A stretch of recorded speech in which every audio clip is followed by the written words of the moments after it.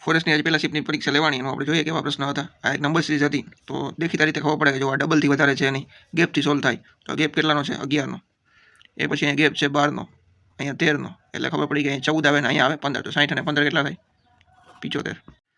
એક આપણે ગુણોત્તરનો પ્રશ્ન હતો કે 2a બરાબર 3b, 3b બરાબર 6c, તો abc શોધો. તો આ ખ્યાલ જ છે કે ભાઈ a અને b 3/2, b ને c 6/3. આ આપણે ઉડાડી શકીએ છીએ. અહીંયા 3 2 6 એટલે કે અહીંયા 2, અહીંયા 3 ઉડીએ એટલે 1. જોઈ લઈએ a b ને c. a બરાબર 3, b બરાબર આ 2 જ છે એટલે ડાયરેક્ટ 2, c બરાબર 1 એટલે આ થઈ ગયો 3 2 1 એનો રેશિયો. એક પ્રશ્ન આવો હતો, અમે એક્ઝામ્પલ તરીકે મૂક્યો છે, એક્ઝેક્ટ તો યાદ નથી આપણે, કે આવી રીતે સંખ્યા આપી હતી એને આપણે ઉલટાવી નાખવાની છે, અને પછી મોટી સંખ્યાનો એકમનો અંક કયો એટલે આપણે ઉલટાવી નાખીએ પહેલાં, કે આ 5 3 5 2 3 5 3 5, આ 5 3 6 અને 5 2 4. તો આમાંથી જોઈએ કે મોટી સંખ્યા કઈ થઈ, તો મોટી સંખ્યા થઈ આ, એનો એકમનો અંક કયો છે તો કે 6. એ આપણો જવાબ. 50ના 30% અને 20ના 30%નો તફાવત. તો 50ના 30% કેટલા થાય? 15. 20ના 30% કેટલા થાય? 6. એ બેનો તફાવત તો કે 9. આમાં ખોટું કયું એ શોધવાનું છે. તો ખોટું આમાં દેખી રીતે ખબર પડે કે આ છે. બાકીના ક્રમશઃ છે. A B છે, D E G H I J, આ L અને N એ ક્રમશઃ નથી એટલે એ ખોટું. 36 અને 108નો LCM, આવો પણ એક પ્રશ્ન હતો. તો તમને દેખીતા ખબર પડે કે આના 3 ગણા 108 થાય એટલે કે આનો LCM થાય 108. બાકી તમે આવી રીતે પ્રોગ્રામ કરી શકો, પણ દેખી રીતે ખબર પડી જાય કે આ 3 ગણા છે એટલે આ જ એનો લસા થાય.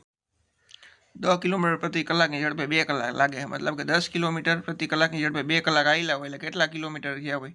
20 કિમી ચડ્યા હોય ગાડીનું મીટર. બરાબર. હવે આટલું જ હાલવાનું છે, સ્પીડ છે 12 કિલોમીટરની, તો કેટલો સમય ઓછો લાગશે? બરાબર. તો આ 60 મિનિટે 12 કિલોમીટર પ્રતિ અવરની ઝડપ છે. તો આપણે કેટલું હાલવાનું છે? 20 કિમી.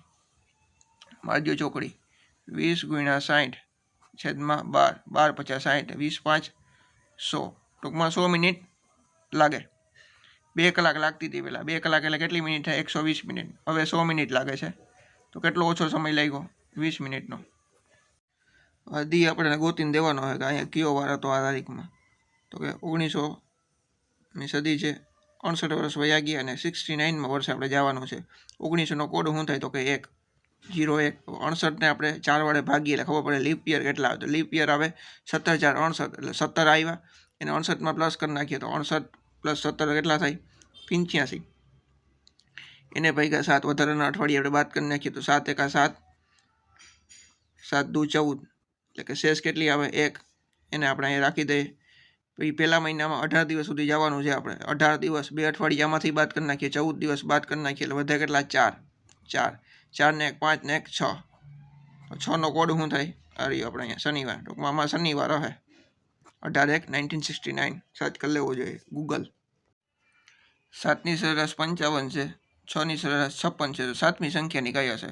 જો 7ની 55 છે તો 6ની કેટલી છે? 56 છે. મતલબ એને એક વધારે લઈ લીધા. એટલે કે આ 6 જણાએ એક વધારે લીધા એટલે 6 વધારે લઈ લીધા. તો એ 55માંથી બાદ કરી નાખીએ 6 એટલે 49. 7મીની એવી જ હશે 49. અથવા તો તમે આમ કરી શકો કે 55 ગુણ્યા 7, 7 5 35, 3 7 5 35 ને 3 38. પછી 56 ગુણ્યા 6, 60 36, 3 6 35 ને 33. 385માંથી 336 બાદ કરો તો કેટલા આવે? 49. 7મી સંખ્યા કેટલી હશે? 49. એક આવો દાખલો હતો રમતિયાળ પ્રશ્ન કે 3નો સરવાળો 60 થાય છે, એમાંથી એક સંખ્યા 20 છે, બીજી 13 છે, તો ત્રીજી કઈ હોય? તો 20 ને 13 33.